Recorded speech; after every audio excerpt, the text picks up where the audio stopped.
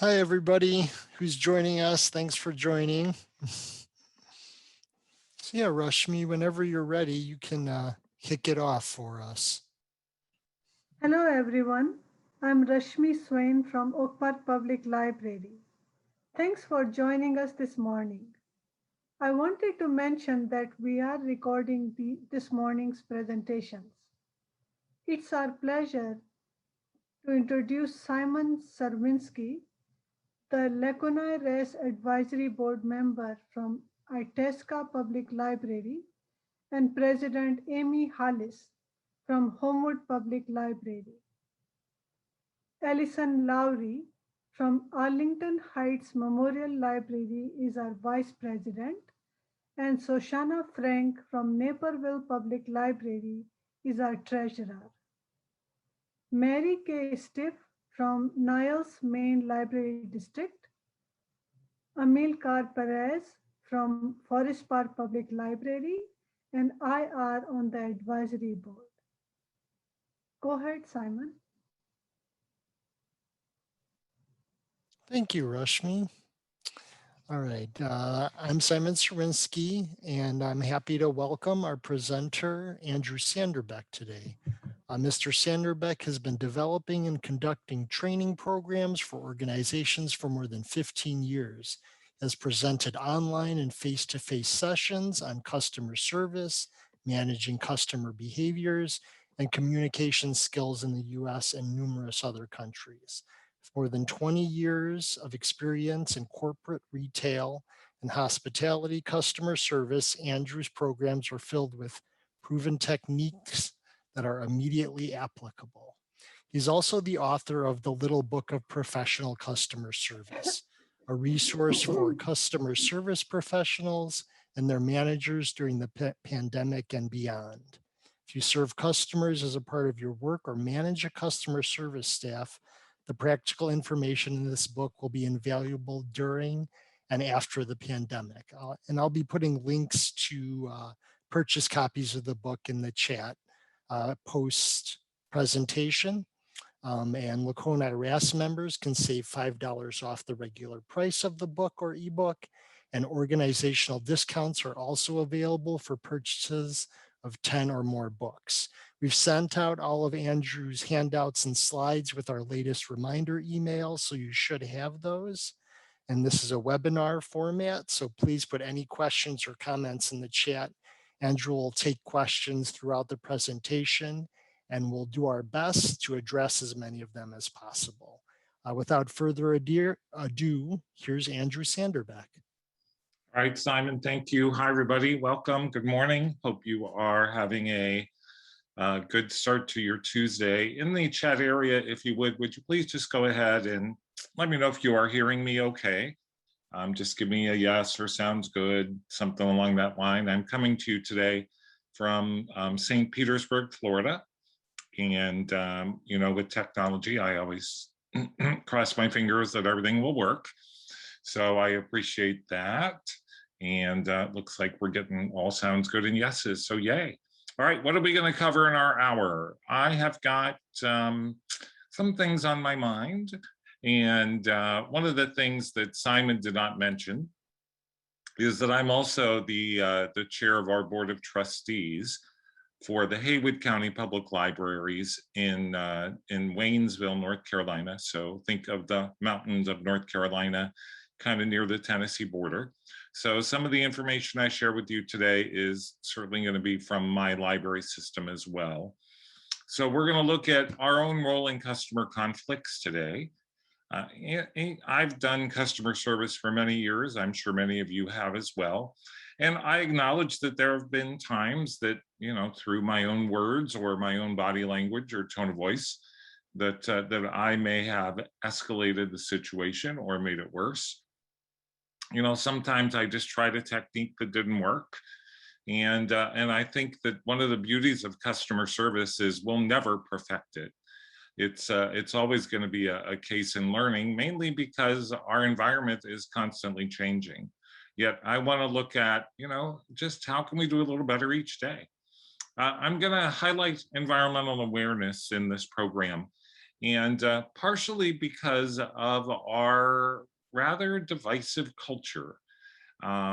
It in some ways saddens me that I have to have this conversation with you, but I also understand the value of it, and I'm excited to share with you some techniques and information here.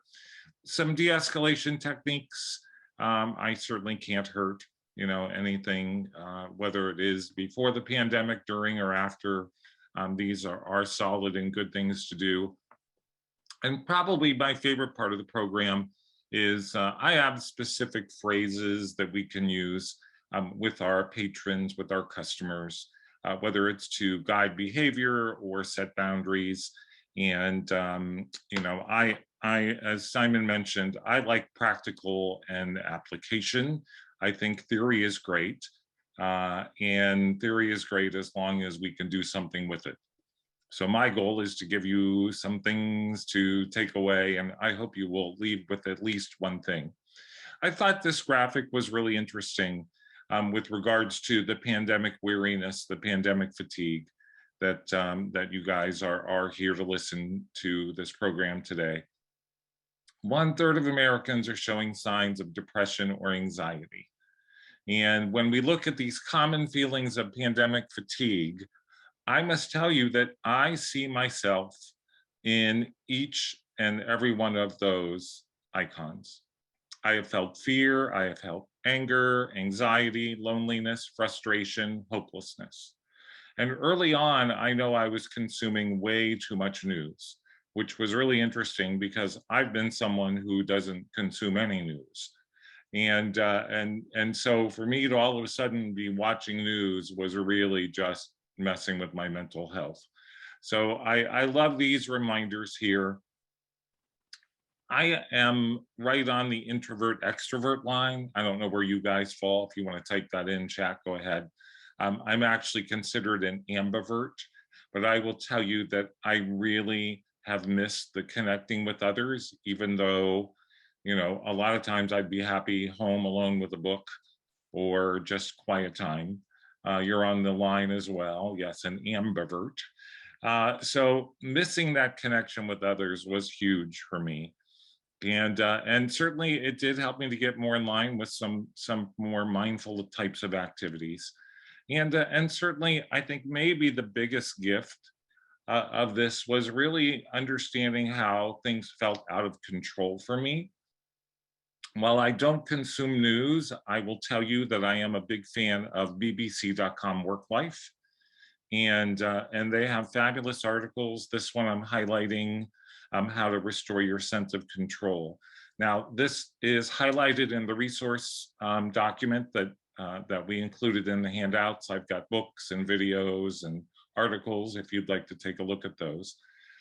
But I just love how it talked about this yearning for a feeling of control, because our routines were disrupted, our habits have been disrupted, our decisions we have to make have multiplied many times over.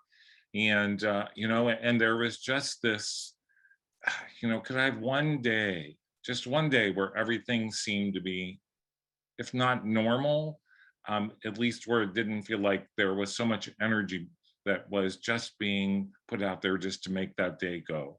And I recognize this not just for you, but also for your coworkers, also for your customers as well. And so I looked at, what are some things that I can do to bring back a feeling of control? And I will tell you that for me, I rediscovered how much I love baking. And so even last night I was making banana Nutella bread and trying new recipes and doing these different things. And so it's one of those things. It's a short victory.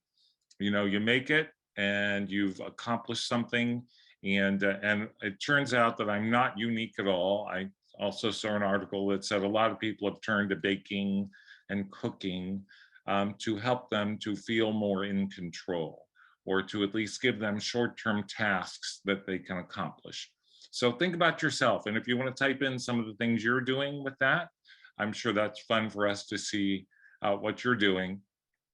Probably the best advice I was given came actually toward the end of November of last year when a friend said to me, Andrew, you're in total resistance of this, and acceptance might be a better route. And just accepting that this is how it is today. It doesn't mean that, things can't be different tomorrow. I see knitting and acrylic painting and journaling are some of the things coming in. Making my own greeting cards, love that. I actually collect thank you cards and carry them with me wherever I go. I just think they're fabulous. People do nice things for you in the moment, so I love having a thank you card. So acceptance. And I think this is going to be a challenge for us, especially as we have these pandemic weary folks. They're looking to find normalcy. We're still seeing this with people who come into our library. They want things to be the way they used to be. They want full service. We're not offering full service. If you want to type in what you're doing in the chat area, we are open in the mornings at 25% capacity. And in the afternoon, we're doing curbside. All furniture has been removed from our libraries. There are no public computers. We are really running a grab and go operation. And then, curbside. And that is being mandated by our county. So once again, we have learned to accept these restrictions. I will tell you, it's been tough on staff. I'm guessing this has been very tough on your staff as well.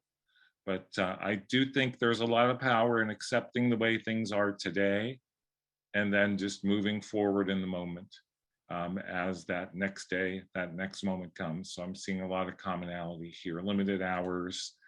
We are looking at maybe going to public computers by appointment if we can. We have 4 locations, just so you know. So some of the behaviors I think that we're all seeing, people not wanting to wear a mask or not willing to social distance or not wearing a mask properly. We're not seeing a lot of physical threats. We are seeing a tick up in verbal threats in our area. The common ones, we've heard, the we pay your salary stuff. But more, we're going to go complain to the county that you're not open more, or, I know someone, their power plays, and I get it. People not wanting to be compliant to our rules and procedures.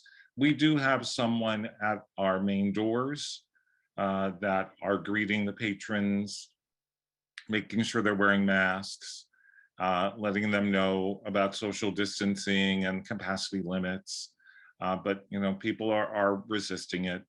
We've got people that just don't want to adjust to our policies and procedures, and we're certainly seeing people more easily upset and angered with things that are going on. And so my guess is, you're probably seeing some of that as well.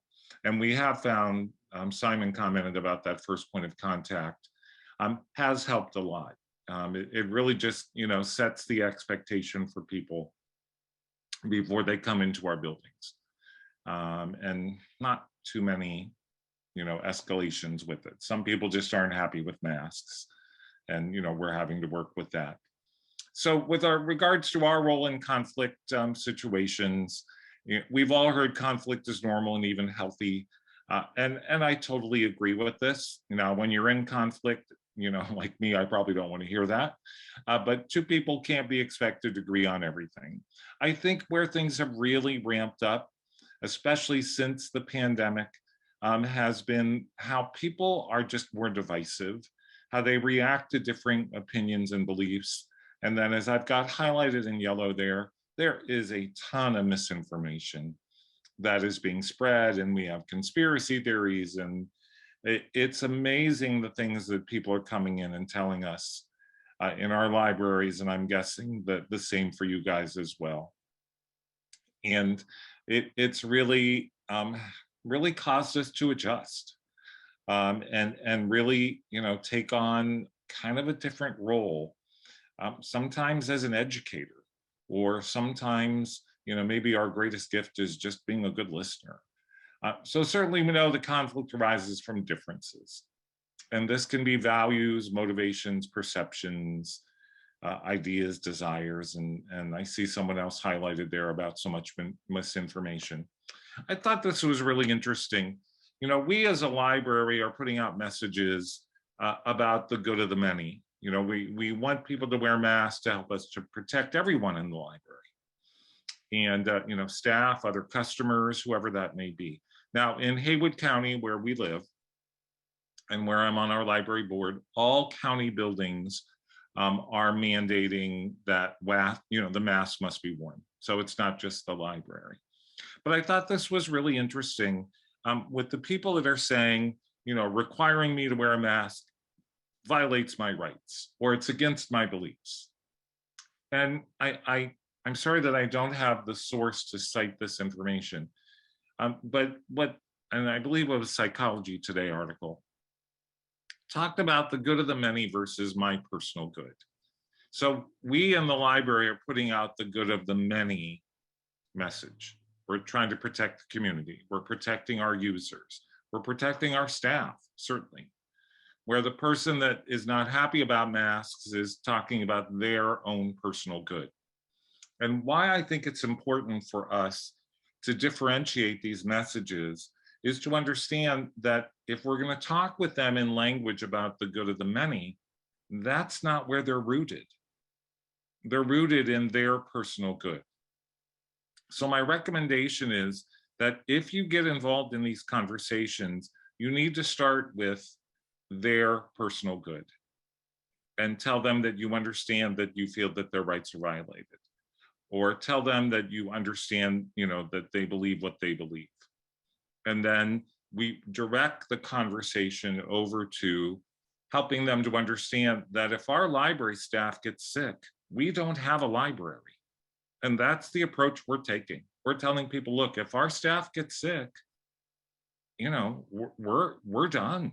We're closing the doors. And the truth is, and this was kind of a hard truth for me to swallow at first, but the truth is, anyone that walks in our doors could be asymptomatic. Anyone that walks in our doors could have the virus. And so we need to be especially careful.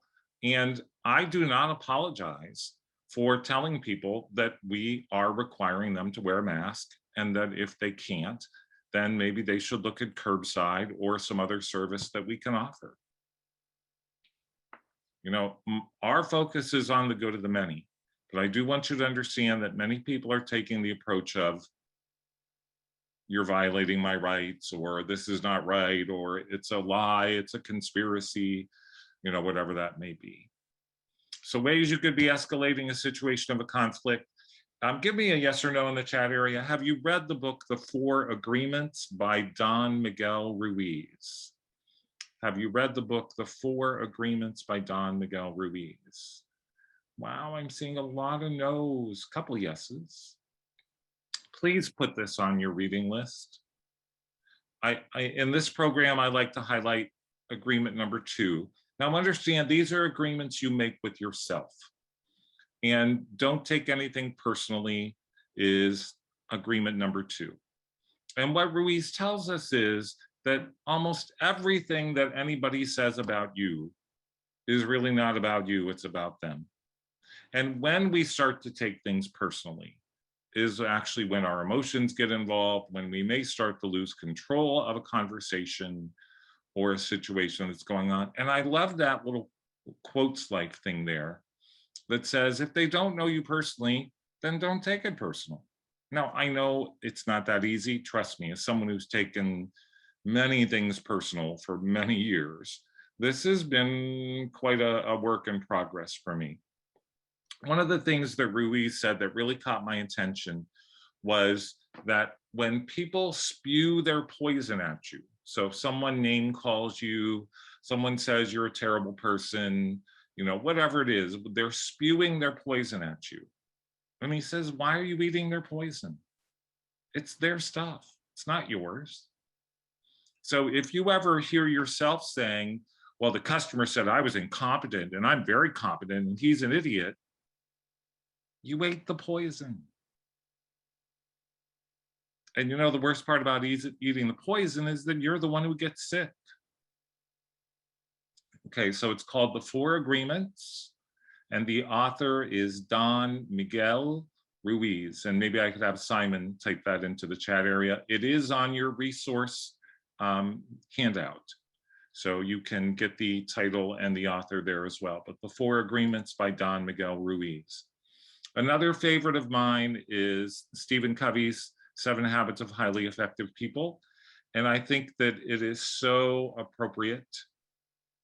Oh, cool. It's an audiobook on Hoopla. It is so appropriate for us in customer service. Many times the customer tells us they don't feel like they're being heard. And so I love habit number 5, which is to seek first to understand and then to be understood. One of the beauties of this habit is that I can seek first to understand you and not agree with you. And I think that's an incredible gift. You know, you could be coming in and as a patron, you know, have a lot of misinformation. And my goal is just to seek to understand. Now, the hope is that in return that the patron will give me that space in return. They may or may not. But this is where we decide, are we doing more passive listening or are we doing more active listening? Covey tells us the majority of people do not seek first to understand. They seek first to judge, or they seek first to respond. I challenge you to kind of sharpen this skill and see if we can do a little better job of just seeking to understand. Once again, remembering that I don't have to agree with what you're saying. And many times I do believe a lot of our situations can be de-escalated just when the customer feels like they are being heard. Wow, what can I say about this one?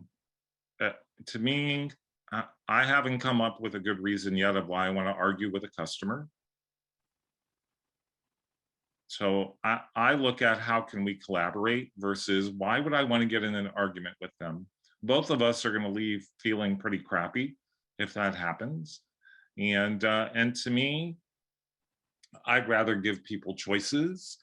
I'd rather do some different things if I can to collaborate. And, you know, it may be that they're asking for something that I can't give them. And instead of arguing with them or trying to tell them that they're wrong, you know, maybe I look at, are there other choices? Are there options, which may include transferring them to a manager or maybe to someone else who may have the authority, or maybe they just need to hear a second voice. We know many times that that seems to help. Be aware of your tone of voice. It's so true. It's not what you said, it's how you say it.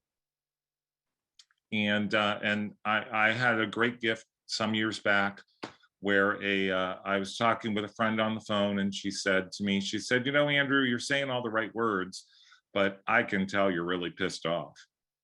And I was like, really? She's like, yeah, your tone of voice. You know, what a gift. What a gift for someone to say that to me.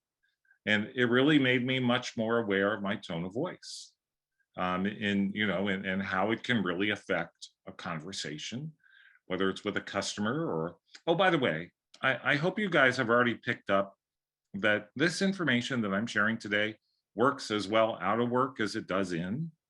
I mean, this is stuff for all of our relationships and all of our customers, quote unquote. And then the other one I'll add here is body language. I think the hardest part of body language is simply that I can't see my own. And, I may be saying the right things, I may be using the right tone of voice, and yet I'm getting this really weird reaction from the patron. And I'm like, okay, what's going on here? Well, maybe it's my body language. So, this section is just more on, I just want you guys to think about your role in conflicts. And are there things that you are doing, that we are doing, that may be escalating? So more self-awareness here is my goal for this first section with that. All right, let's talk about environmental awareness. So environmental awareness here has to do with being aware of situations before they become more difficult, before they escalate, or quite frankly, before they become more potentially dangerous. Now, one of the things that I learned many years ago was that a large event is almost always preceded by a series of small events. Once again, a large event is almost always preceded by a series of small events. Our goal is to catch things when they are the small events.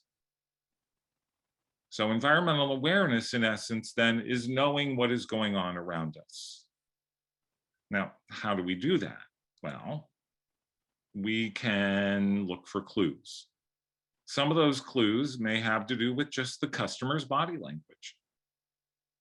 What does their body language tell us? There are some fabulous programs out there on body language that I recommend that you invest a little bit of time in.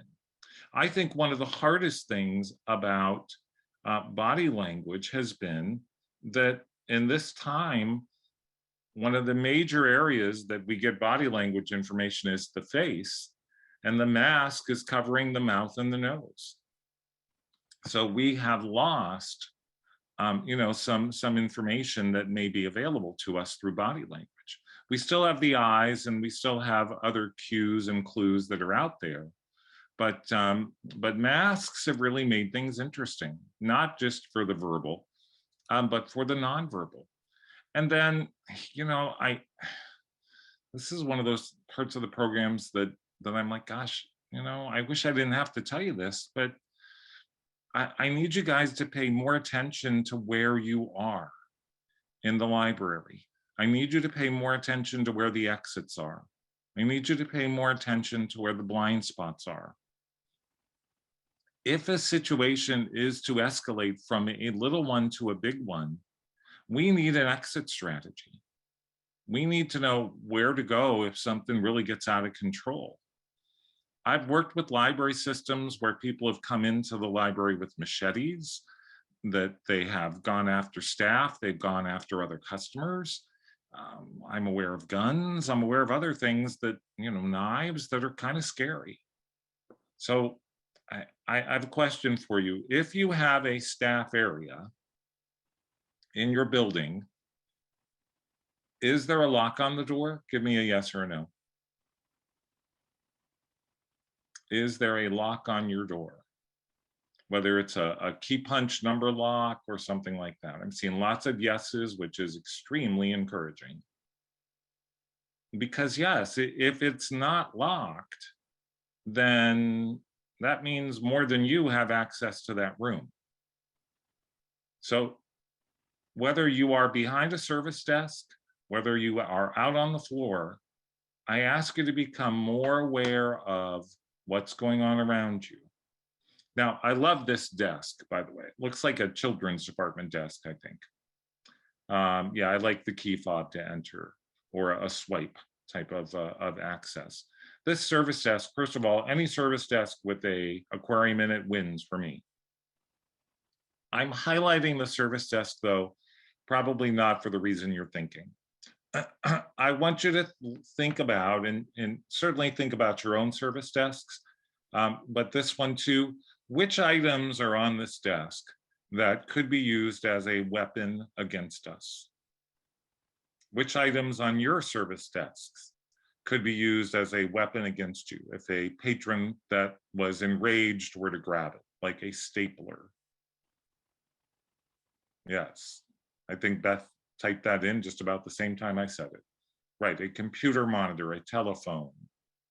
So I want us to be more aware of what we have on our desks. And you know what? Maybe that DVD unlocker can be put underneath the desk. A book certainly could be a weapon. And once again, I'm almost discouraged to have this conversation with you. Yet I know it's important, because we're just seeing this fatigue, this weariness is causing people to really have short fuses, and they're acting out in different ways. And to me, the safety of my staff and my customers is everything. And that's why I want you to know this information. So here's a technique that you can use. It's called the 30-30-30 rule. So every 30 minutes, scan your work environment for 30 seconds and do this for 30 days. This will help to build environmental awareness, not only individually, but organizationally. Now, in our libraries, we in the past have not allowed to have staff to have their own cell phones on them. However, when we instituted 30-30-30, we did. And we asked them to set their alarm on buzzer or silent for 30 minutes just to get them into the habit. Now, my goal would be that we're doing environmental scans much more frequent than 30 minutes, but this is a good start. So every 30 minutes for 30 seconds, we scan our environment. We look for little things that may be going on. And our goal then is to do this for 30 days because there's a lot of research that says if you do something for 30 days or 28 days, that it does become a habit. All right, so then we need to look at what's the next step. So we're doing our environmental scans. We're getting an idea of what's going on around us. Then we need to decide to take action or not.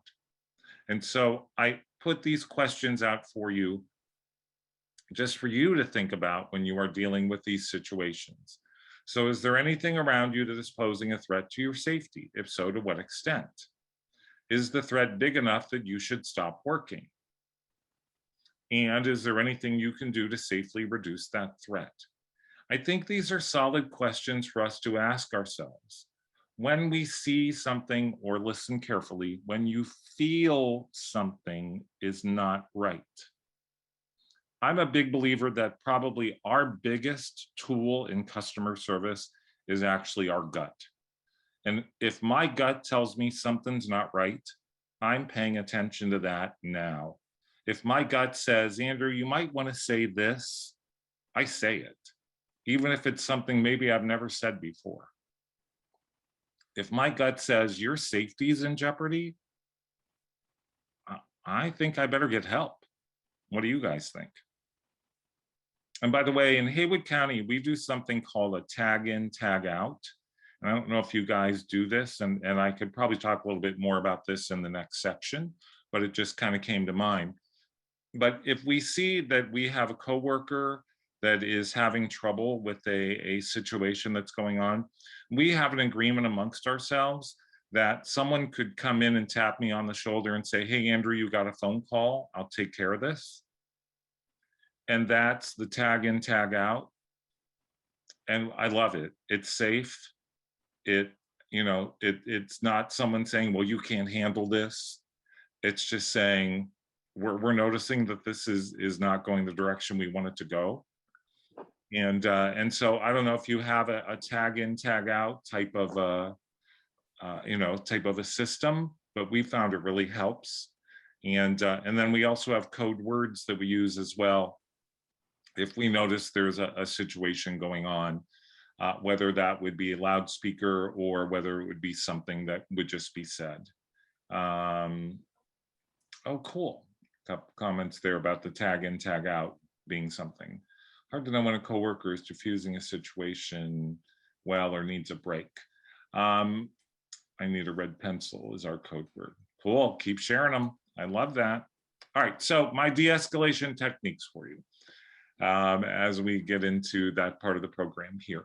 Number one, I think this is number one, and that is avoid winging it. Practice here really does make a difference. So I hope that you guys have been practicing with each other, even if you're closed, even if you're not open to the public yet, that you are practicing for people that don't want to wear a mask, or people that only, come in wearing a mask and then they take it down and they don't have it over their nose, or whatever the situation may be. I'm fine with scripts. I know a lot of people don't like scripts, but what I'm not fine with is someone sounding like they are reading the script to the customer. And trust me, the customer picks it up right away. So I think having prepared phrases can be extremely helpful, and I'm going to share some of those phrases with you. But please do not wing it. Winging it, to me, really sets up the opportunity that things could get a lot worse a lot faster. To help you practice, I wrote 5 COVID-19 customer behavior role play scripts that are part of your handouts. And they deal with anything from limited services to masks to social distancing and different things like that. So if you have the opportunity to practice with each other, let me give you a little caveat here. The scripts are not meant to be perfect. The scripts are to really highlight, debrief in what happened, and then for us to make decisions on how we're going to proceed when these situations happen. I believe that many times we get into trouble because our responses are not consistent to our customers. If any employee allows a patron to go around the library without a mask, and we just allow that to happen, not responding is a response. And so the inconsistency, then other customers, other patrons see that patron without a mask and they're like, oh, okay, well, maybe we're not supposed to wear them. And it's, I really believe so many times, inconsistency is our greatest challenge, because we have some employees that don't like conflict. Shoot, we have some managers that don't like conflict. And so, well, you know, if I heard, well, you know, 5 more times, I'd probably scream. I don't want to say anything. It'll upset them. That's not where we're going here. So what can we do? Now, remember, we've got 4 locations. You may have more than 4, or you may have a first floor and a second floor like we do in one of our locations. And I see inconsistency between locations. I see inconsistency between floors. So this is an area I think we all can improve on. Inconsistency leads to, well, last time I was here, and then we get into that whole thing. And that to me is just not what I want to have happen in my library. All right, some other things here that we know help to de-escalate. One is just using their name. And I have never been good at asking people for their names. Have you? Just give me a yes or a no. It always seemed uncomfortable to me to say, oh, what's your name? So I've gotten better at this. I like, you know, my name is Andrew. We don't have, we just wear name tags that say staff. We don't have our names on our name tags. So my name is Andrew, what's yours? Or could you please tell me your name? Could I look up your name or your account? Something like that. But it's been shown time and time again that if we do get their name, now, one of the advantages we have is that we know the majority of our customers. I mean, our largest town is 10,000, 11,000.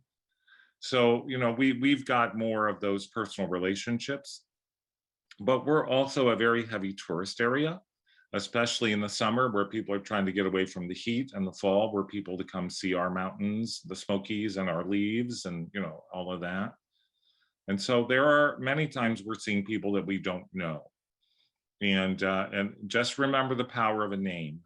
It does help to break it down to that, you know, that employee versus Andrew. I see customer service work as detective work, because many times, especially when customers are not happy, you know, it can be hard to really figure out what exactly it is that they're complaining about.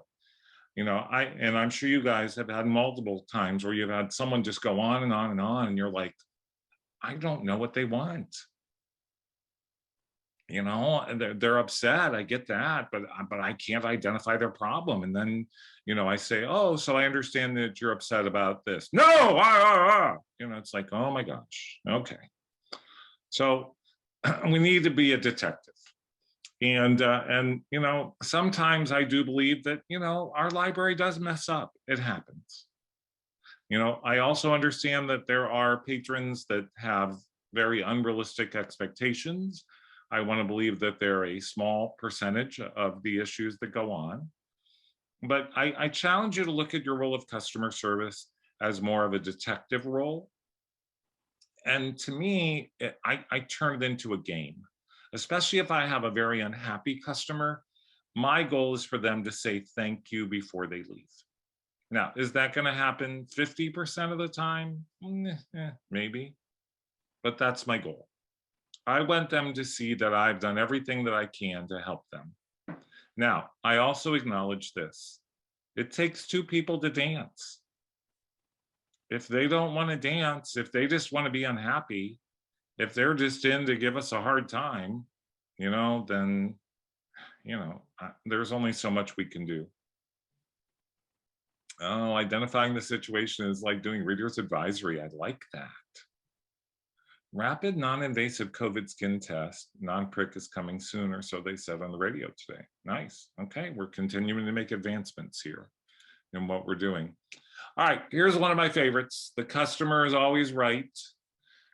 Give me a yes or a no if you worked in retail at some point in your life.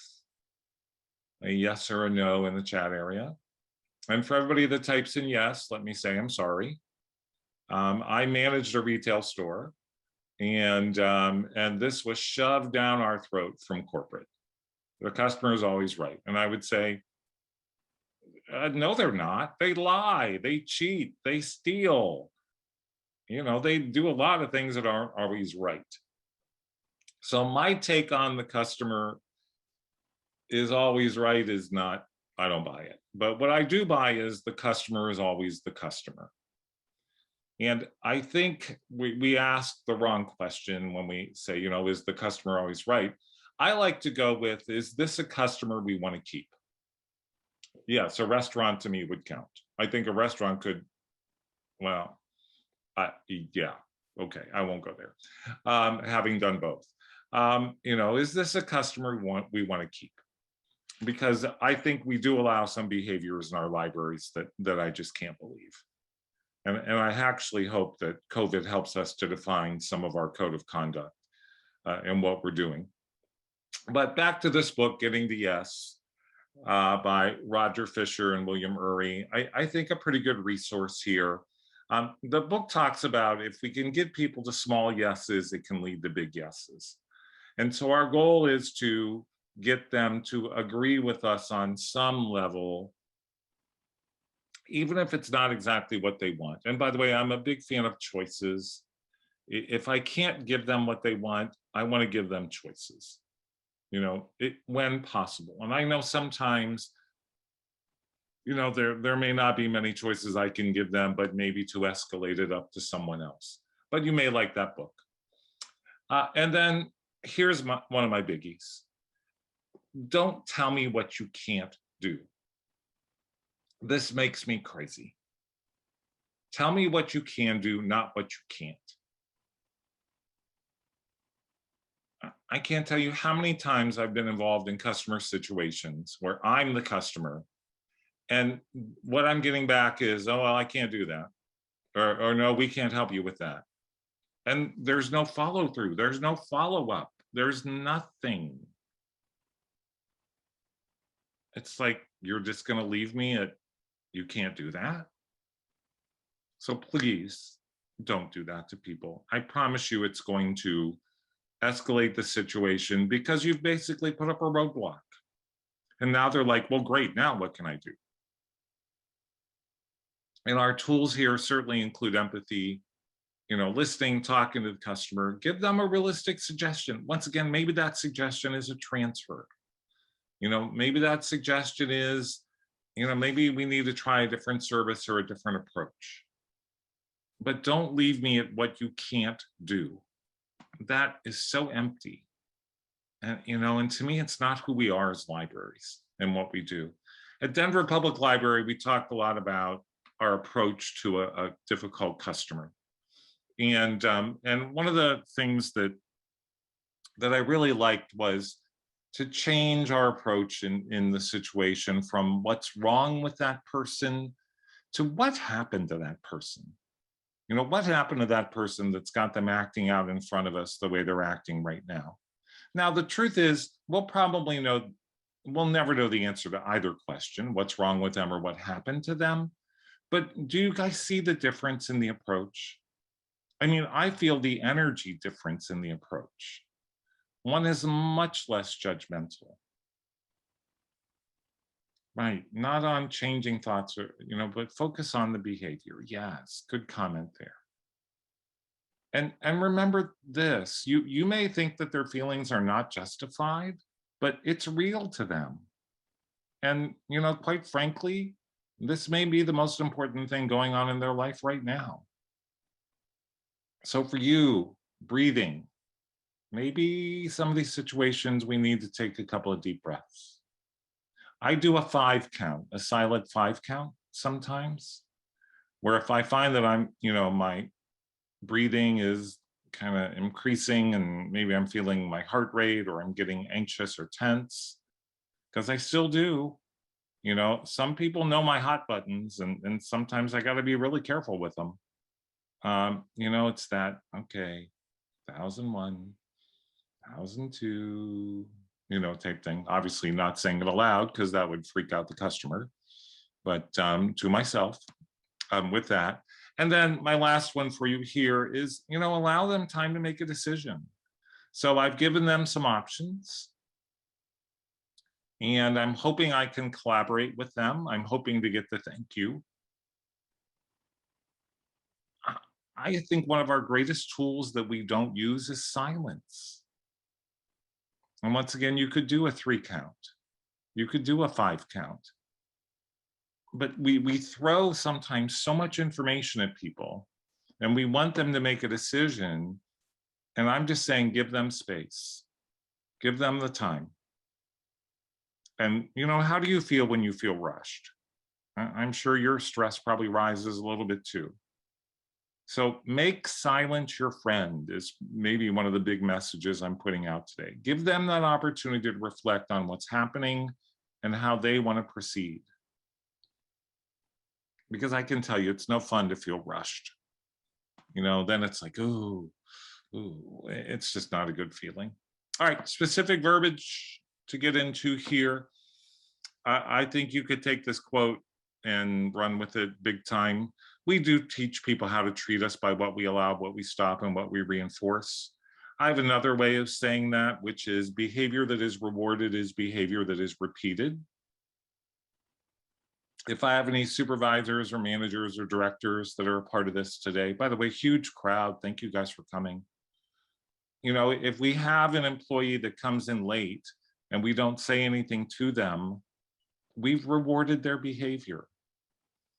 If we have a customer that comes in and does not follow our code of conduct and we don't say anything, we've rewarded their behavior.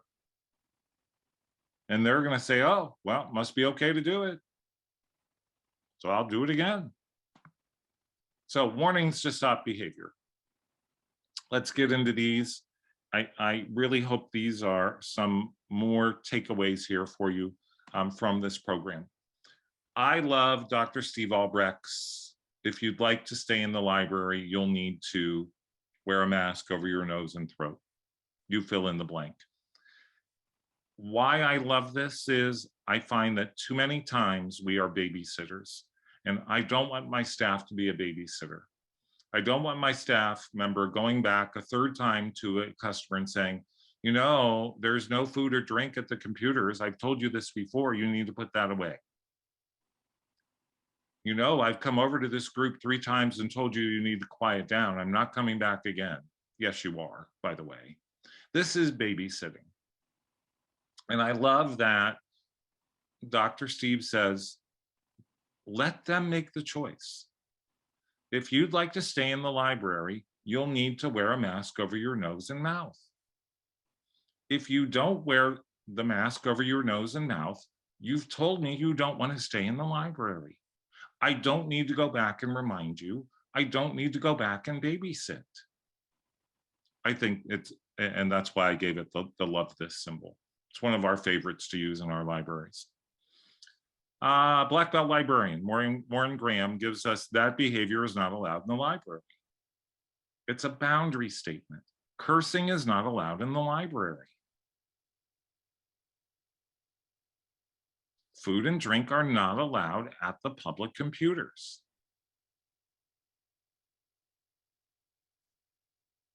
So some people say, well, Andrew, those are kind of stern.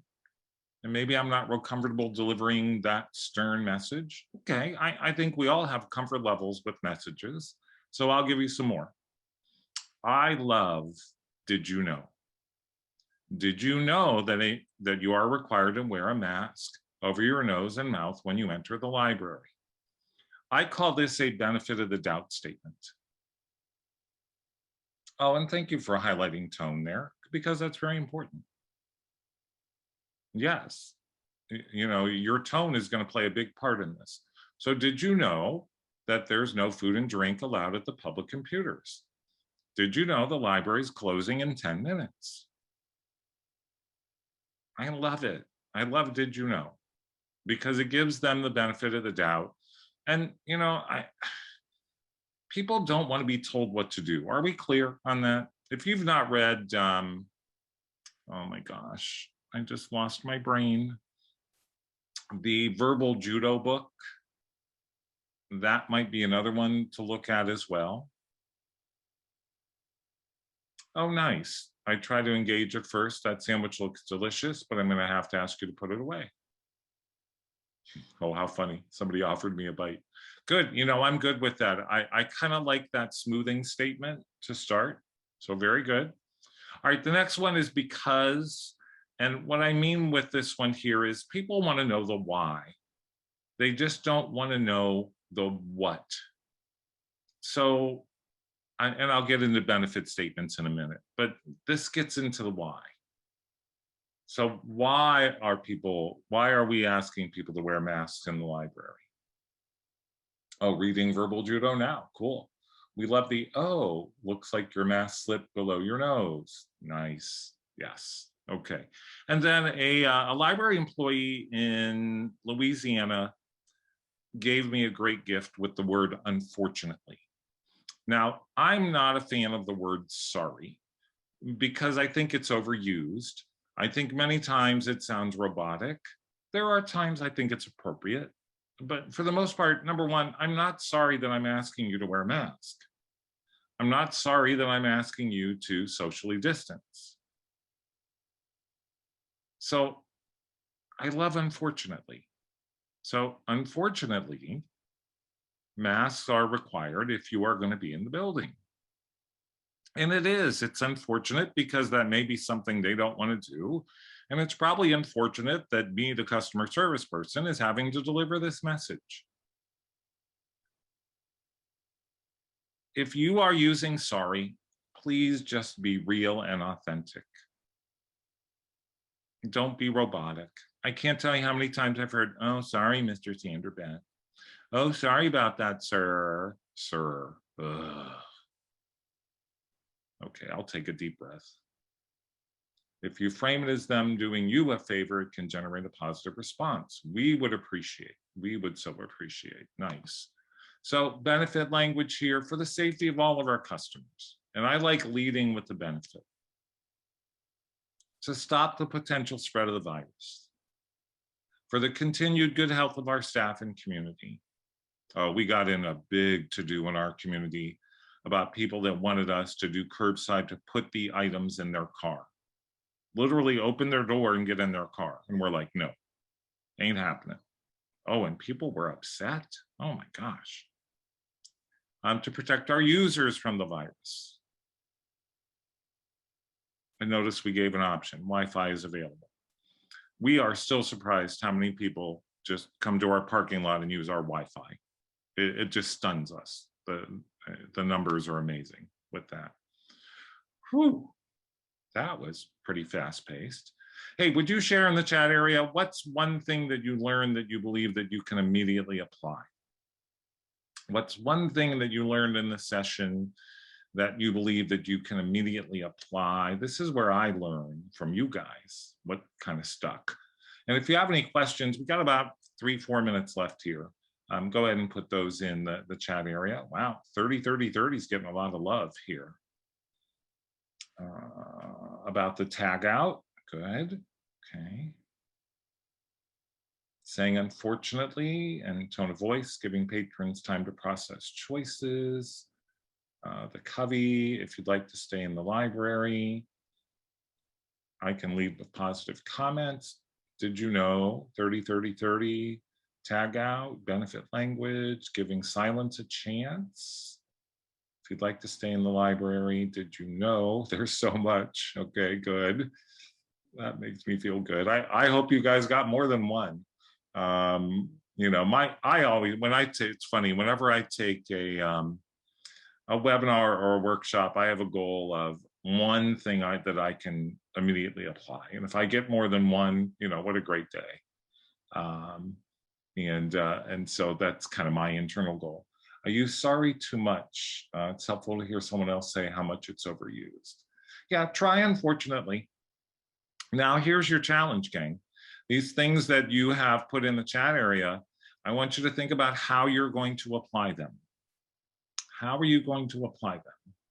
And, you know, expect, like anything else, that it may be a little bit uncomfortable at first.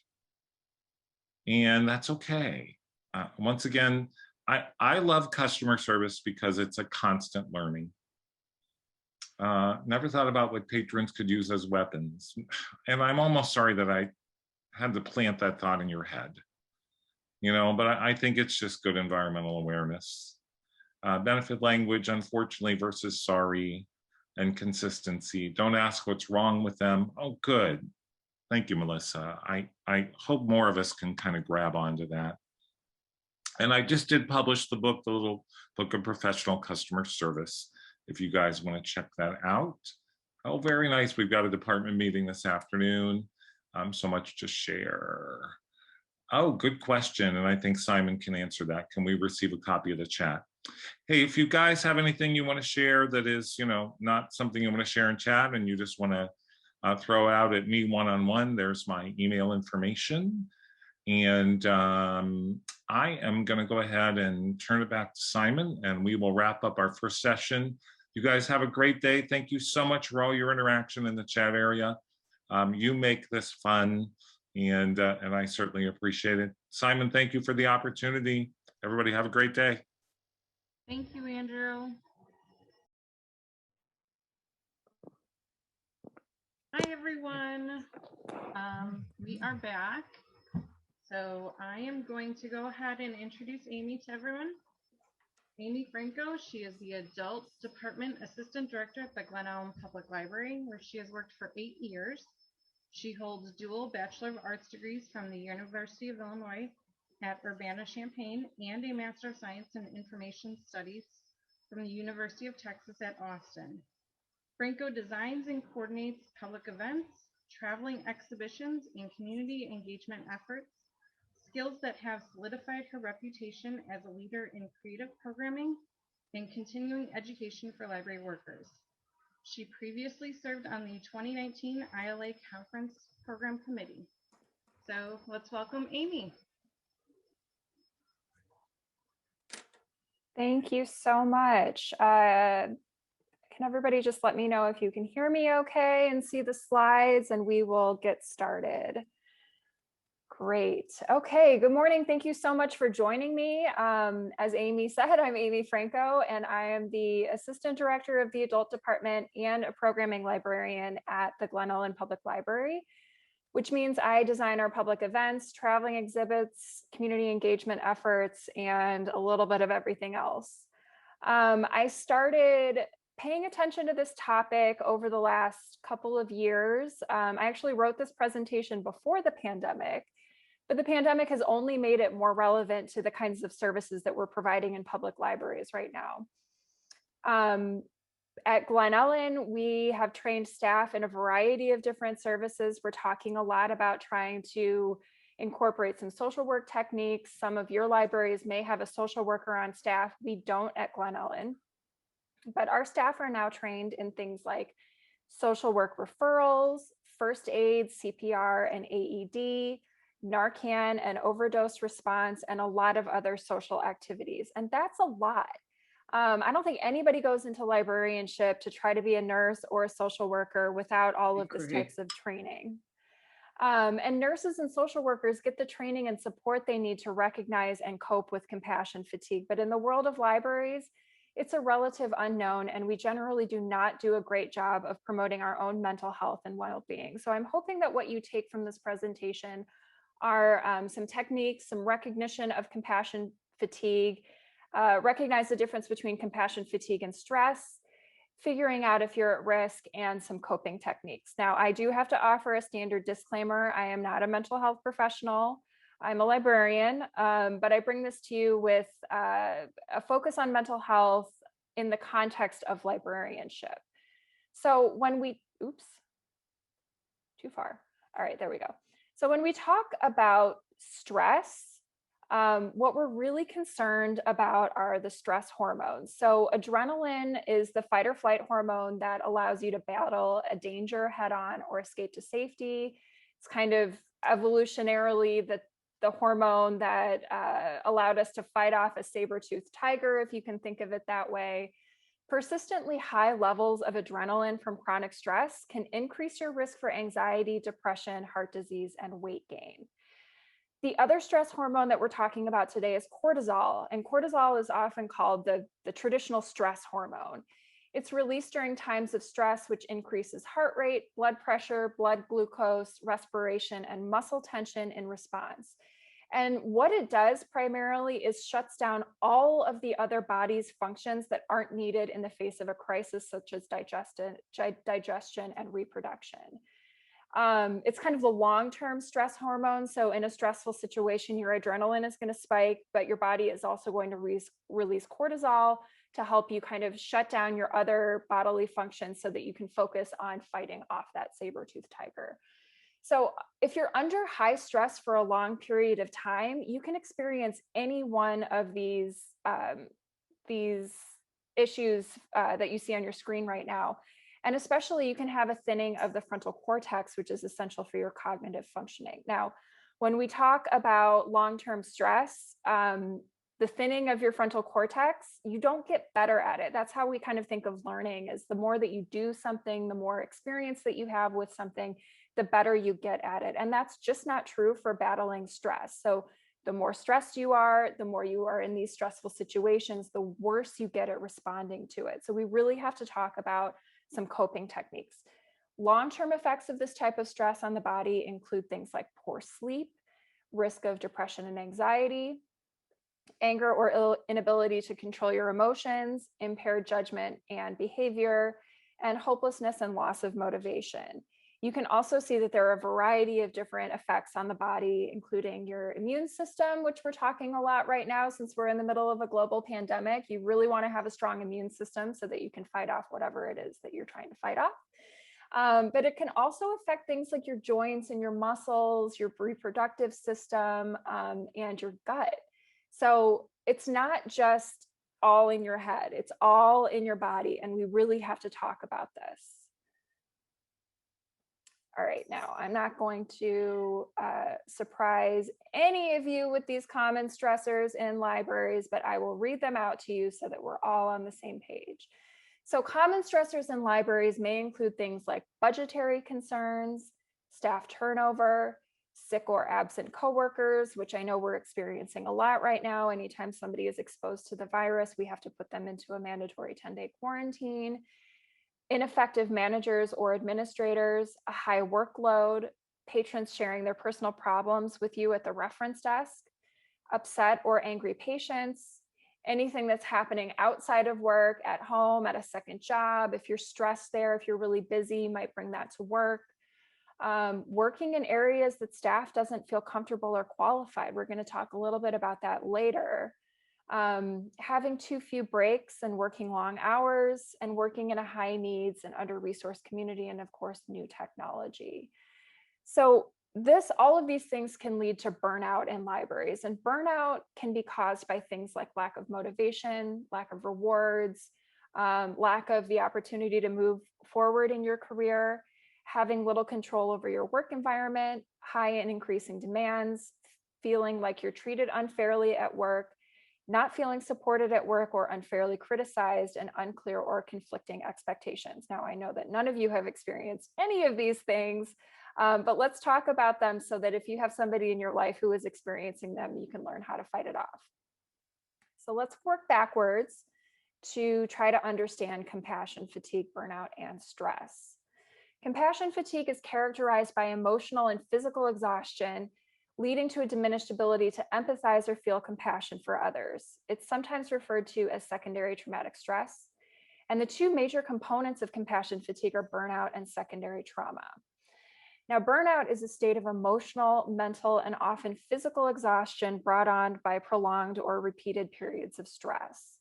It's not simply a result of working long hours. Burnout is characterized by cynicism, depression, and lethargic behavior, and most often occurs when a person is not in control of how a job is carried out, either at work or at home, or if they're asked to complete tasks that conflict with their sense of self.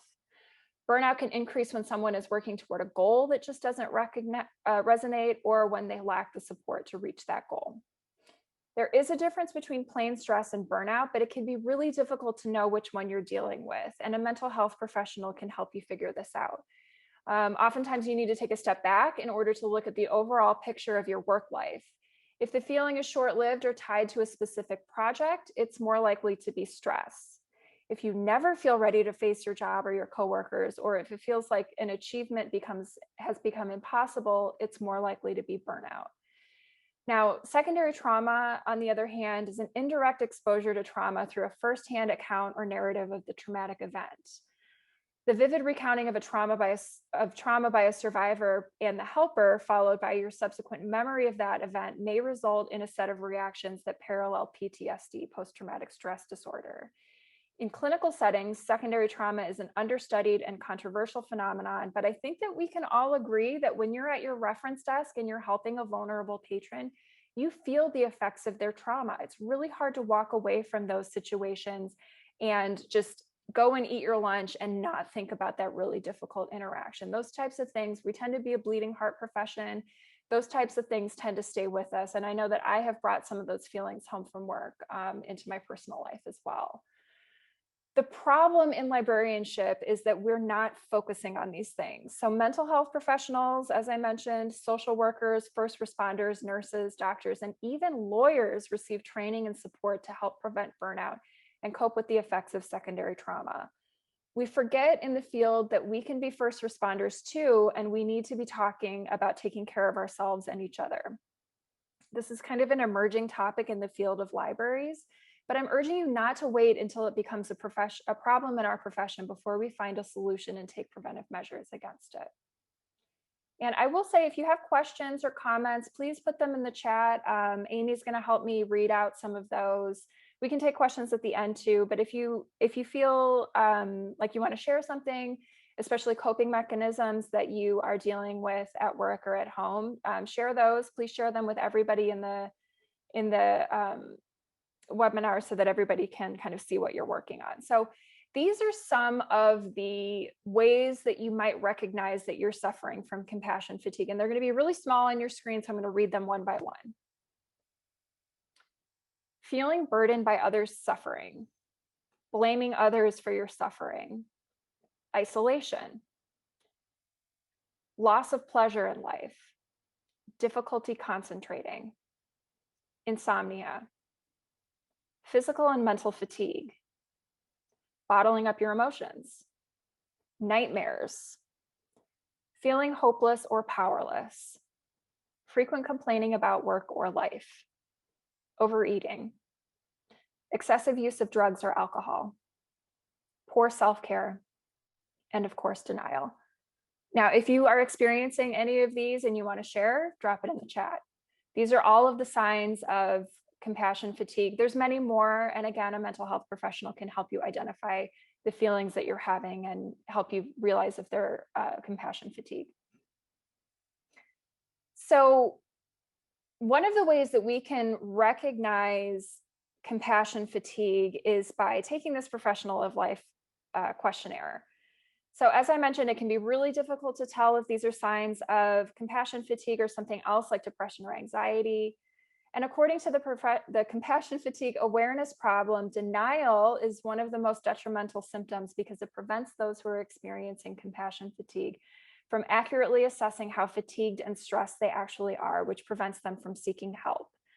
So a couple of you have mentioned that you're noticing that you're having trouble concentrating and feeling exhausted. I'm calling it pandemic brain. I'm totally experiencing that too.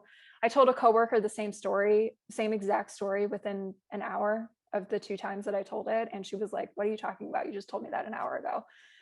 Someone else said, I have spent untold hours, 15 or more, making phone calls and helping an isolated senior with senior phone issues. I would get calls from him daily in tears and would feel the need to solve his issues, not just phone, but medical issues, among other items. And it's really, really hard to say no to those kinds of things. And we want to help. We're a helping profession. Cassandra says, taking care of a toddler, working from home. Hours for the week has been draining. I'm also had so many physical health problems from what I thought was anxiety. Apparently, it's compassion fatigue. Yeah, it could be. It definitely could be.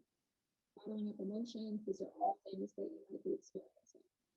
So the professional quality of life questionnaire asks a bunch of questions. I'm gonna change my screen share here so that you can see what it looks like.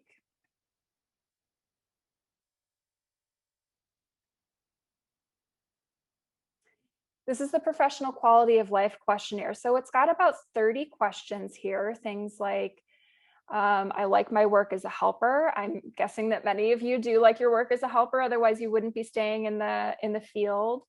You might be feeling depressed because of the traumatic experiences of the people that you help. It's a 3-page questionnaire. I am happy to share it with you, but you're all librarians or library workers, so you should probably be able to find it.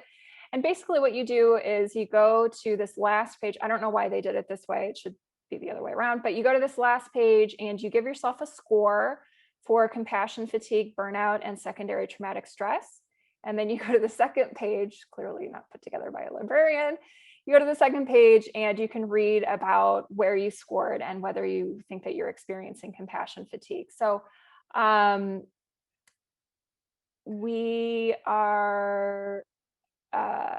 we're going to go through 3 of these questions. And if you're experiencing any of them, I'd like you to put it in the chat. I find it difficult to separate my personal life from my life as a helper. How many of you are experiencing this?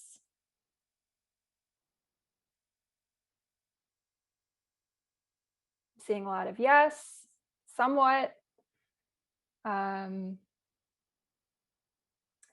Someone asked where you can get the questionnaire. It's online. I think it's, you can Google it. It's like one of the top hits on Google. Otherwise, you can email me or any of the people in this webinar and we can share it with you. Someone said, I get texts, chats, emails 7 days a week. Yeah, we're going to talk about boundaries in a minute. Someone else said, I get physically ill every time I have to go into my library. I never want to because I literally think I'm going to get COVID from every single patron walking in. Oh my God, I have the same thing. Luckily, I got my vaccine, so that feeling is starting to wane a little bit for me, but it's really, really scary right now to go in, and the Sunday scaries are just hitting me really hard these days, even though I love my job. So I gave this questionnaire, these 3 questions to a previous, I gave this talk at ILA, previous audience, and 70% of the people in the audience said that they found it difficult to separate their personal life from their life as a helper. Someone says, I am usually feeling like a helper in my personal life, not just my work life, helping friends, family, etc. Yeah, me too. I'm trying to get everybody in my life vaccinated right now. And so I'm getting like calls and emails and texts like, can you help me get an appointment? I know you're a librarian and you're really good at this kind of stuff, but it kind of feels like work never ends. Okay, here's the next question. And drop it in the chat if you think that this applies to you. I think that I might have been affected by the traumatic stress of those I help.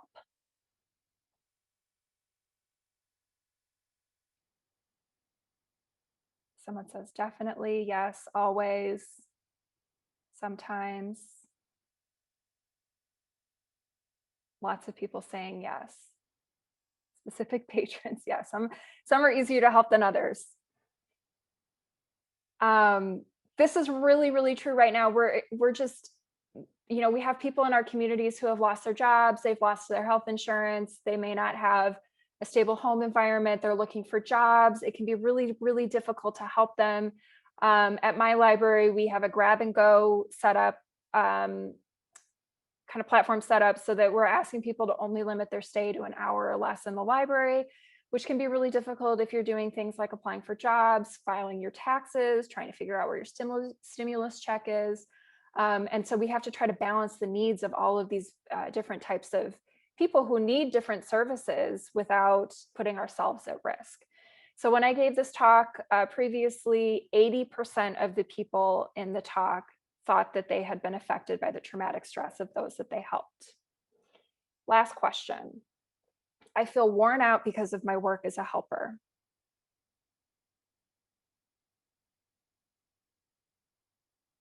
Very often, lots of yes, absolutely, in all caps, lots of yes.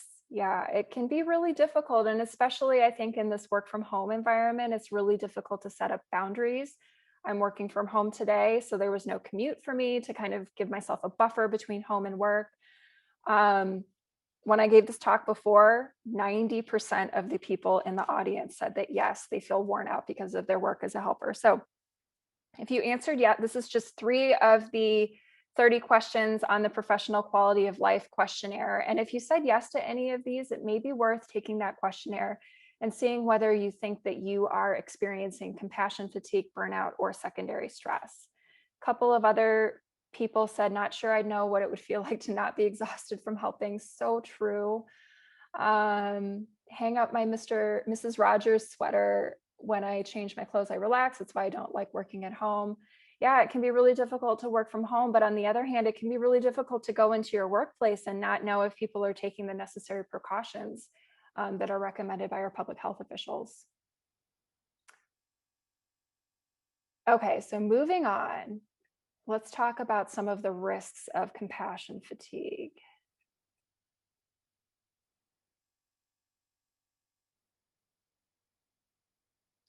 So compassion fatigue can affect a wide range of professions and caregivers, and it tends to be common among professionals who regularly work in a helping or healing capacity, which is very true for librarians and library workers.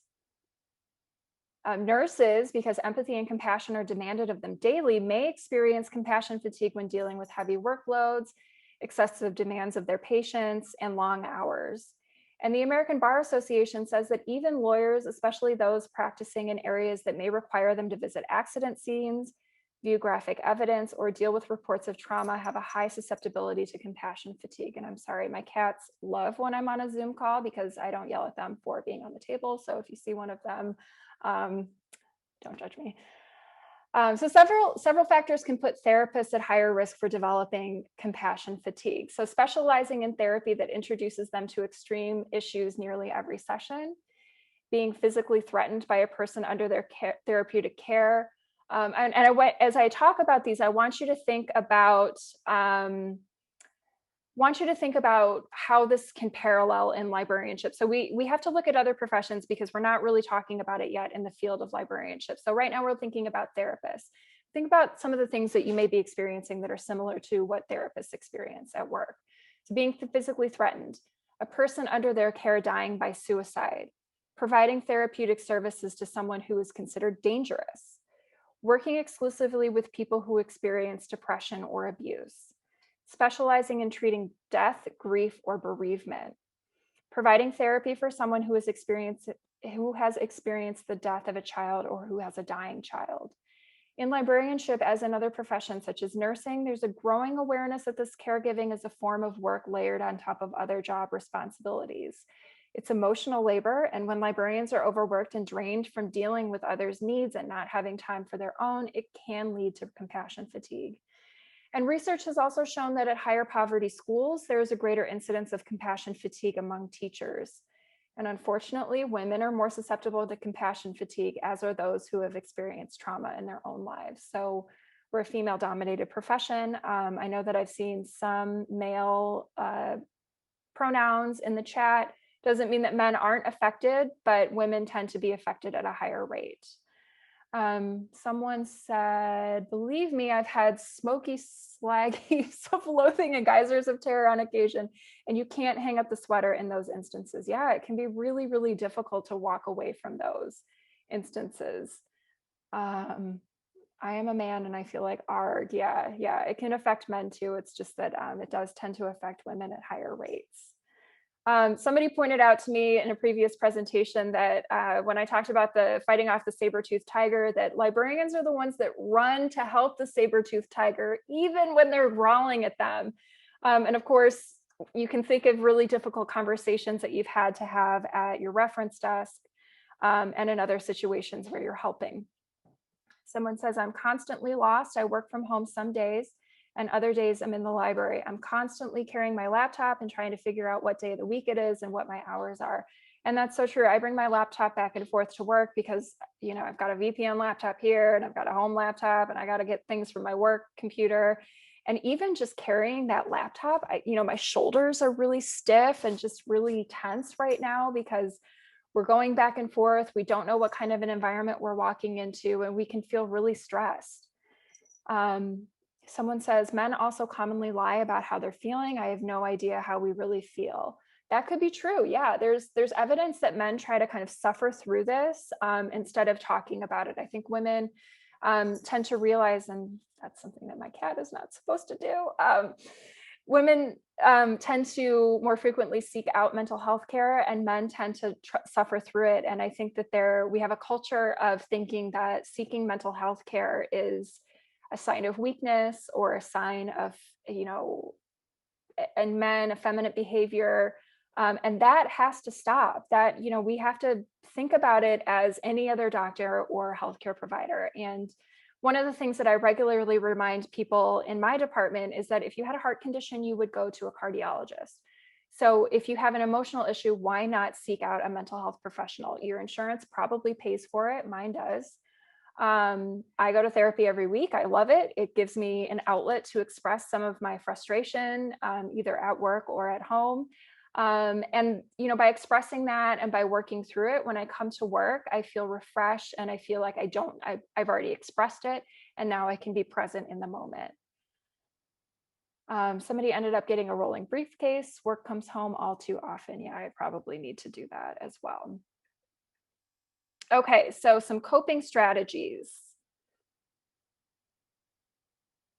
Somebody asked, is there a time duration to distinguish just a phase from burnout? That is something that your mental health professional can help you identify. It's different for everyone. So some people, you're not going to be burned out on your first day of work. When you go to work, you start a new job, you're usually pretty excited, but it tends to be the kind of thing that the more you're beaten down, the more you might be burning out. And it happens at different rates and different kind of time frames for everyone. So for somebody who doesn't have these coping mechanisms in place and maybe needs to work on some boundaries, it may happen a little bit faster than somebody else who does have a different support platform in place.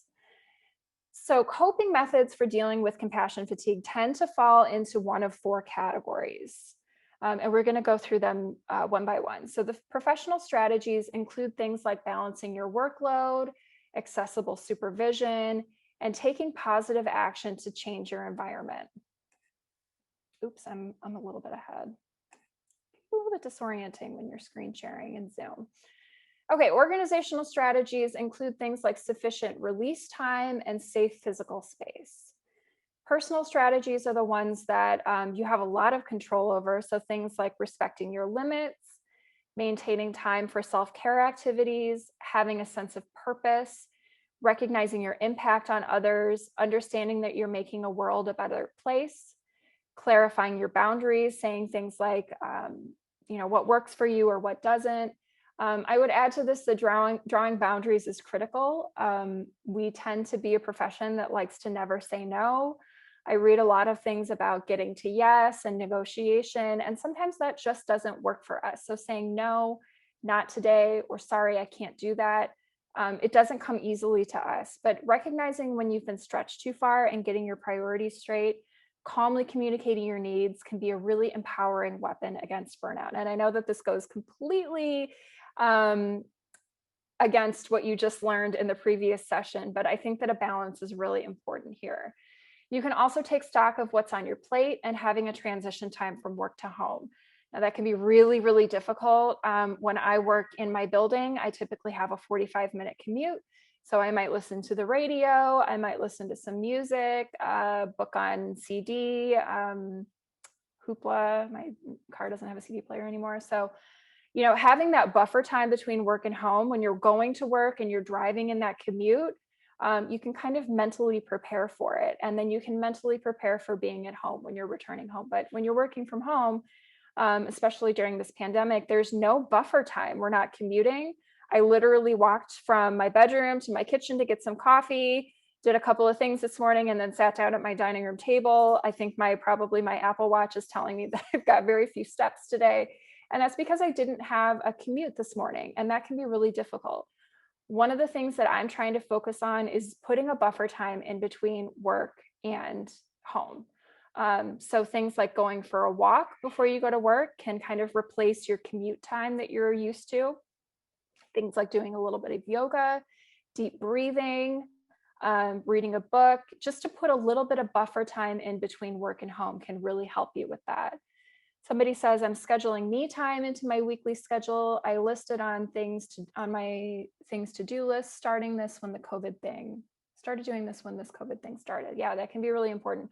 I like to put a buffer time in between meetings too. So sometimes somebody will ask me what my availability is, and I always add a half an hour to the meeting so that I can have time to decompress, organize my notes, do a little bit of deep breathing before I'm ready for the next meeting. Somebody says, I'm not ready to enter into my home and deal with that part of my life. I'll sit on my car in my parking lot, NPR driveway moment, anyone, rock out to music, have a phone call with a friend, etc. Yeah, I'm one of these people that doesn't like to turn off NPR in the middle of a story. So sometimes I'll like sit in my garage and just listen to the end of the story. And that can be really refreshing, get you kind of ready, turn off your brain. You're not driving anymore. You're not thinking about getting home safely. You're already home, but you're not quite ready to step into your home life. Someone said, oh, from West Virginia. Am I getting that right? Welcome. Thank you. I thought this was mostly Illinois librarians, but I'm so happy to see people from other parts of the country.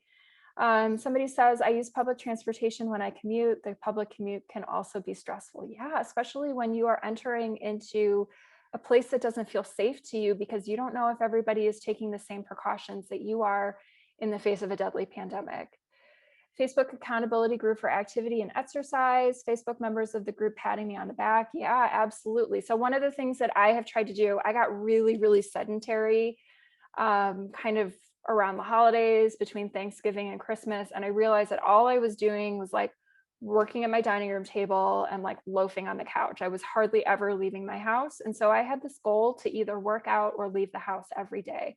And I'm not a big like gym person, but working out to me is maybe doing some deep breathing, going for a walk, doing a little bit of yoga, just something to kind of clear my mind. I've got a meditation app on my phone that really helps, or leaving the house. I do a lot of like Instacart for groceries, curbside pickup, that kinds of thing, because I don't like to go into public places right now. But even just getting out of the house, getting into a car, breathing some fresh air can do a lot for your mental health. And then finally, some general coping strategies include things like self-nurturing, seeking connection, enhancing your awareness with education, exchanging information and feelings with people who can validate you, being kind to yourself, expressing what you need verbally, starting a self-care collection or idea collection, finding time for yourself every day and rebalancing your workload, delegating. I know that none of you are good at delegating. I'm not very good at delegating, but it can be really helpful to try to get other people to help you with some of your more difficult tasks. Asking for help is really key with this. You can also do things like assessing your trauma input, which the Professional Quality of Life questionnaire can help you with. Learning about compassion fatigue and vicarious trauma, which all of you are taking the first step to doing by attending this presentation today. Joining a supervision or peer support group, attending workshops and professional training regularly. Congratulations for doing that as well. And exercising. Now, ask yourself these questions. Think about it. If you need to close your eyes, I can't see you, but think about these questions. What are my goals? How much time am I spending on my email? How do I feel on Sunday night with work approaching? This is what I call the Sunday scaries. If you've got that tight feeling in your chest and you just have like a feeling of doom and gloom, You're probably experiencing the Sunday scaries because you're really apprehensive about going to work in the morning. Is there someone at work I'm trying to avoid, such as a patron or a coworker? Do I feel guilty for taking time off? How am I sleeping or eating? Have I communicated to my supervisor my feelings on stressful situations? Do I have people I can freely talk to about my stress? And what are my self-care strategies? These are things that you need to ask yourself all the time to try to assess your trauma input and your level of stress. And if you're finding that you are not able to answer these questions, or that your answers, if the question is, what are my self-care strategies? And the answer is none, that's an opportunity for improvement. And, one size does not fit all when thinking of self-care strategies. For me, it's a lot of deep breathing, taking time for myself, getting outside, breathing some fresh air. But for you, it might be things like exercise or reading or spending time with family or friends. Difficult to do these days, I know, but it's different for everybody. Okay, so a little bit more about professional and organizational strategies. And the interesting thing about this slide is supervisors and employees don't always have the same organizational and professional strategies for warding off compassion fatigue. So in my position, I have the really unique kind of work life in that sometimes I'm an employee and sometimes I'm a supervisor. So I'm an assistant department head, and I'm kind of in this in-between role. And I really like that because I feel like my peers are both other people who are at my level, other librarians, but also some people on the management team who can help me with some of these. So if you're an employee or a supervisor, I'm going to speak to both of you right now. So as a supervisor, you can walk around the building to check in on staff and ask how they're doing, whether they need anything. If you are a library director or a department head and you haven't been to your reference desk in a while, might be time to go to your reference desk and check in on people. See how things are going, see how the workflow is going, see if they need support, if they're stressed. These are things that you can help them with. Suggest staff take mini breaks throughout the day to get fresh air, have a snack, or stretch. Now, I am notoriously just a work type of person, but during the pandemic, I really had to focus on taking mini breaks throughout the day. So at my library, in a full workday, an 8-hour workday, we are entitled to a half-hour lunch break and 2 15-minute breaks. I used to never take those breaks. I used to be one of those people that would eat at my desk so that I could leave a little bit early. And one of the adaptations that I've made throughout the pandemic when I'm at work is to take a little mini break, take a 15-minute break. We have a trail right by my library, the Prairie Path. Others of you in the western suburbs might have something similar. And I like to just go for a 15-minute walk just to get some fresh air. Even on snowy days, like yesterday, it was a little bit treacherous, so I didn't go outside. But earlier in the snowy days of this winter, I was trying to get outside and see the snow and see the wildlife and see everything else. And it's just such a refreshing break from sitting at your desk all day. You can do things like engage in team huddles, meetings to debrief and allow for the support of each other. Empower your staff to start their own staff support group. Ensure staff have the opportunities for learning inside and outside of the work setting. So encourage them to go to webinars, encourage them to learn more about how to do their jobs. Encourage them to feel competent at work, which can reduce stress. Make sure that staff have the tools and resources they need to do their jobs. So a poorly trained staff by nature is going to be more stressed. They're going to burn out more quickly. So if you encourage them to attend continuing education, go to webinars, read some of these books that the previous presenter was talking about, they're going to feel more confident in their jobs, and they're going to be able to do their jobs better. Celebrate individual and collective successes. So as a supervisor, these are questions that you need to ask yourself. Am I sending or answering emails to employees at odd hours of the day? And if you are, think about what kind of message that sends to your employees. It might encourage them to be checking their emails when they're not at work. Do I stay calm in the face of stress? Am I taking time off? Are my expectations of staff realistic? Could some of my employees' stress be due to my own behavior? What is going on in my employees' lives outside of work that is causing them stress?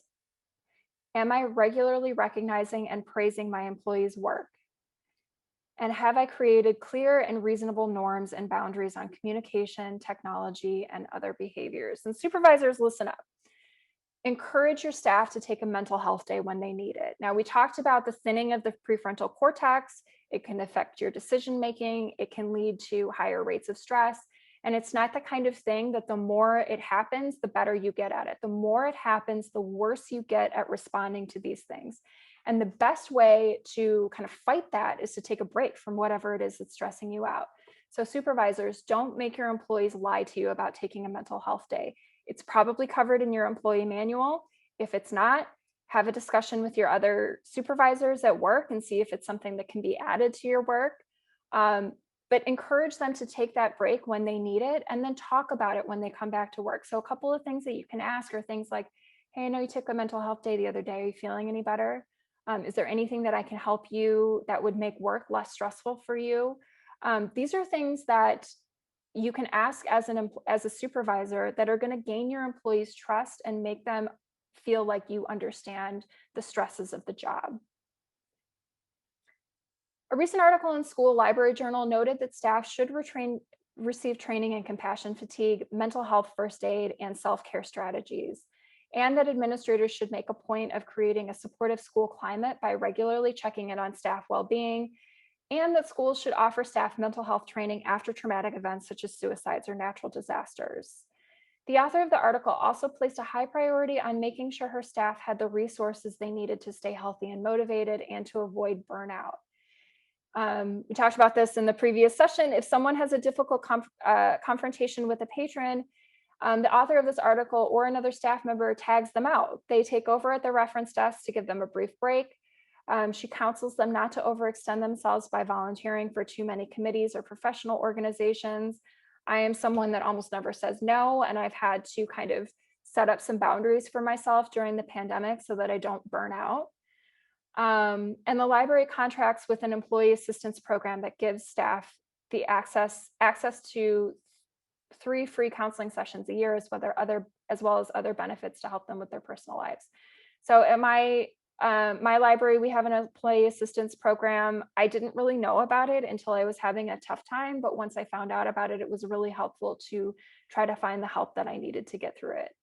Somebody says, though part-time, I am taking a mental health day. I am attending for my own enrichment. Absolutely. So I hope that you can talk to your supervisor about that, because we're not worker bees. We're not robots. We're people and we have emotions, and this is a difficult job.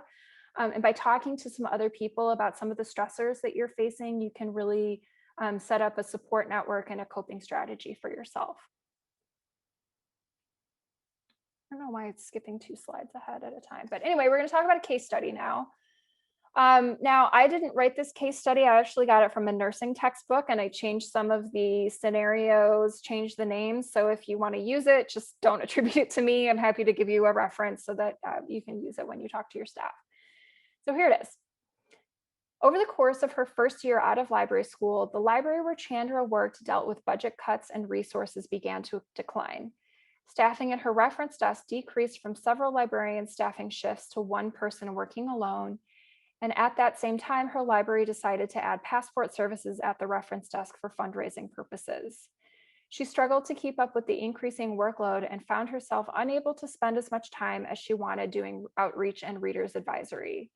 Ooh, I think maybe I skipped nope, we're good. Library staff continued to cut hours, which meant Chandra began staying up late to complete tasks and sometimes answered phone calls and emails from home.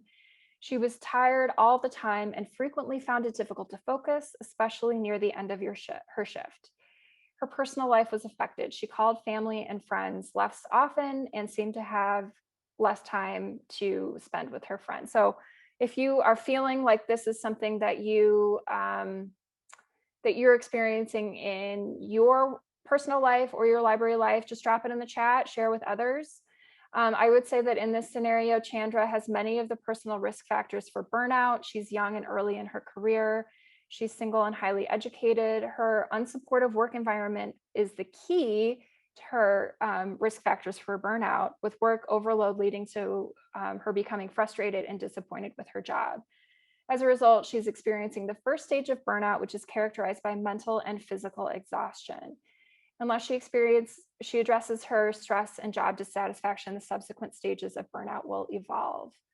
Someone says, yes, not talking to friends or hanging out with family, miss that so much. Yeah, it's so true. And even more difficult right now during the pandemic when everybody is trying to social distance.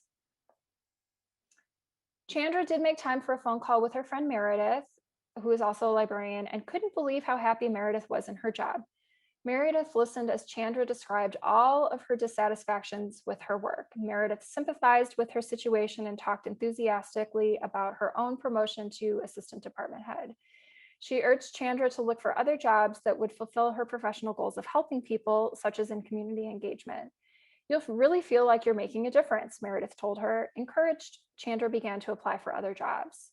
Chandra's boss found a new job instead, and Chandra was promoted to the department head position. While she gained renewed interest and energy, she was learning the new aspects of management. She enjoyed the challenges of more complex work, and she began looking forward to work. However, as she began to get settled in her new position, the library experienced more budget cuts. And again, she found herself working long hours and having a difficult time checking out at the end of the day. She went home every other day with a headache and a backache, frequently overate. She also began to have a glass or two of wine every night as a way to cope with her stress. And the last straw for Chandra was a mistake she made at work. There was a misunderstanding during an interaction she was having with a patron, and the patron complained to the director and asked the director to fire Chandra. This has happened to me more than once. I'm sure it's happened to you as well. As a result, Chandra felt like a professional failure and questioned her decision to go into public service. She distances herself even further from her colleagues, family, and friends. Changing the work setting is a frequent response to job dissatisfaction. However, different environments can have the same inherent stress factors, which means the potential for burnout can continue. With public service environments, work overload brought on by inadequate staffing is a common source of stress and burnout. High levels of fatigue brought on by work schedule factors have been associated with an increased risk of errors. In addition, difficult patron interactions can affect a library worker's morale, and job dissatisfaction decreases when collaboration is poor and pay is inadequate. Chandra is moving through the next stages of burnout marked by indifference and feelings of failure as a profession. Meredith surprised Chandra with a visit and was distressed about what happened to her. Chandra had dark circles under her eyes, was overweight, lacked her usual passion for life. Meredith forced Chandra to talk about her situation at work. When Meredith heard about Chandra's work schedule and lack of funding, she became angry at the situation and told Chandra that she needed to take better care of herself and become an advocate for change at her library. Meredith explained that not all libraries are the same, and she described her own positive work environment. In her department, her coworkers have a weekly get-together during which they talk about their most challenging patron interactions and how they cope with difficult decisions. The Human Resources Department sends out flyers about stress management programs, and supervisors rearrange schedules to allow library workers to attend. Although there can be heavy workloads, the department head works with the staff as she develops a schedule so her coworkers have some say in the number of days they work on the desk. The department head also anticipates needs and requests and understands when someone is dealing with something difficult outside of work. Someone wrote in, I used to have a library job like Chandra's. Yeah, it can be really toxic, really difficult. Chandra was surprised at the differences between her library and Meredith's, but she continued to express doubt that she could change how her library functioned because of the bureaucracy and lack of support from upper management. Meredith acknowledged that it is difficult to change organizations, but she encouraged her to talk with coworkers about the situation and to band together to approach administration and request staffing changes in scheduling and to emphasize the detrimental effect of a heavy workload and reduced staffing on customer service. Meredith noted that equally as important is working for change in her library. Chandra must make changes in her professional and personal lifestyles to help her better manage stress and avoid burning out completely. Meredith told her about the importance of finding healthier ways to cope with stress, evaluating her work-life satisfaction, seeking support from friends and family, working smarter, and engaging in non-work activities. Meredith also reminded Chandra about how excited she had been to finish library school and go to work in a public library. Now, because it is so difficult to change organizational structure, individuals must make changes in themselves to avoid stress and burnout. Attention to personal and professional lifestyle habits are integral steps in preventing and managing stress effectively. Self-care, time management, and strong interpersonal relationships are key elements for maintaining physical and psychosocial well-being. Maintaining a healthy lifestyle with proper diet, exercise, and sleep is vital to avoiding the physical effects of stress, as is seeking activities that help to disengage individuals from their professional routine and provide enjoyment. Self-reflection as a way to remind oneself why you are entering the healthcare or library profession and remaining connected to people are also important in managing stress and preventing burnout. Adequate time away from work is essential for maintaining a positive work-life satisfaction and has been the most common suggestion for how to avoid stress and burnout. Working smarter refers to taking frequent mini breaks, which we already talked about, to escape work stresses, varying daily work routines, and setting realistic goals. Library workers can also increase their sense of control by advocating for changes in the work environment and for adherence to institutional policies, state and federal laws and employment regulations, and local library association statements and principles. Over the next few months, Chandra starts to pay better attention to her health by eating a balanced diet and finding time for regular exercises, including a twice-weekly yoga class. She starts an informal support group with her peers and her department, and the number of participants increases as the sessions become more popular. She also visits with the human resources staff to ask about workshops and stress management techniques. In addition, Chandra leads a small group of her peers in approaching their director to discuss their concerns about the quality of customer service and staffing. With time, Chandra has a renewed sense of purpose and has become involved in a multidisciplinary committee that is addressing organizational challenges. She has also become more active in her personal life, spending more time with friends and family, and volunteering as a coach for a youth soccer team. She has scheduled her first vacation in 2 years, planning a 10-day cruise with her best friend, Meredith. Now, this is ties it up in a neat little bow, and I'm not telling you to mind over matter this situation. People have said that to me, and I just roll my eyes, because it's not the kind of thing that you can just decide that you're gonna not be stressed anymore. You really need to put your support system in place. You need to be talking about it. And you need to make these changes. Small changes can have a huge impact on your professional quality of life. So we are going to go to a meditation. I hope this works. So this is something that I like to do when I'm at my desk. I hope that you work in a workplace where you can do a little bit of like chair yoga or meditation for a few minutes. I know it can be really difficult because you might think that you look silly, but I notice my coworkers doing it as well, just taking some deep breaths, closing your eyes, trying to refocus. So this is a 4-minute meditation. If you are not able to hear it or see it, just drop in the chat, but we'll cross our fingers. Oops, maybe not. Hang on, hang on.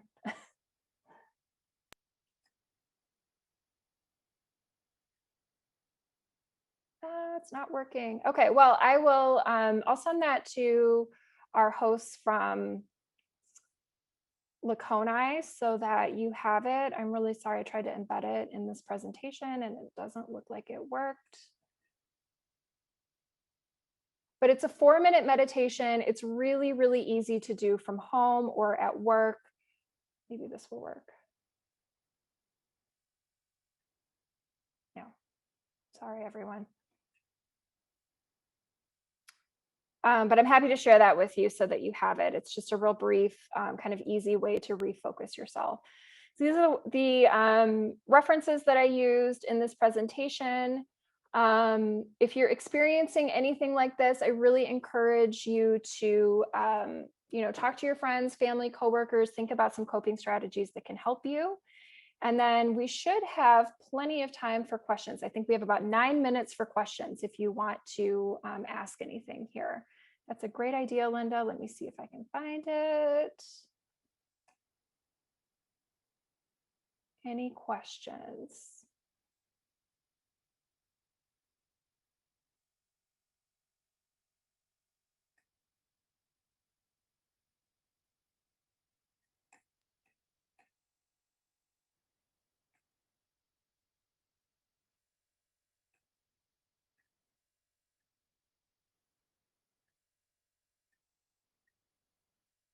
No questions?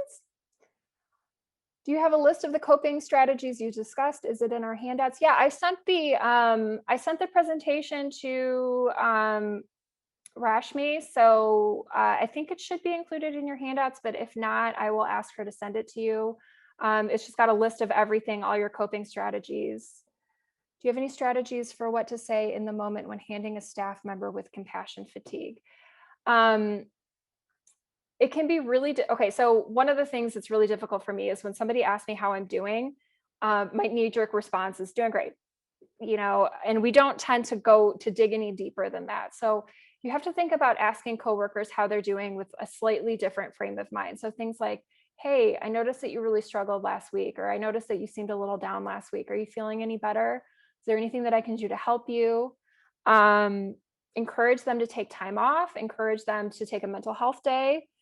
You can, you know, encourage them to learn about compassion fatigue because they may not even recognize that they're experiencing it.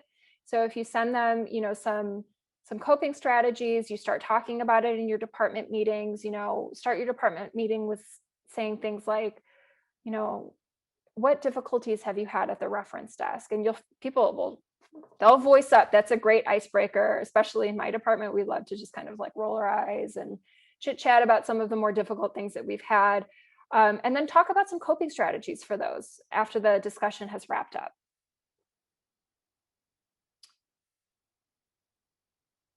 Somebody asked, I would be curious to hear about a support group for library workers. Do you know if one exists and what it might look like? I don't know that one exists. I know that nurses and a lot of these other caring professions have support groups.